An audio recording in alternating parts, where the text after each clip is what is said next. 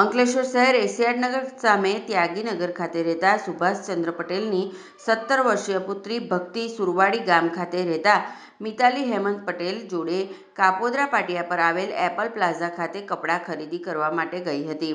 જ્યાંથી કપડાં ખરીદી કરી પરત ઘરે આવવા નીકળી હતી। દરમિયાન ભડકોદરાના આદિત્યનગર સોસાયટીના ગેટ સામે ઊભા હતા એ દરમિયાન કાપોદ્રા તરફથી પૂરપાટ વાલિયા ચોકડી તરફ જતા કન્ટેનર ચાલકે રોડ સાઈડ ઊભેલા બંને સગીર યુવતીને અડફેટે લીધી હતી અને ટ્રેલર સાથે રોડ પર ઢસડી લાવ્યો હતો,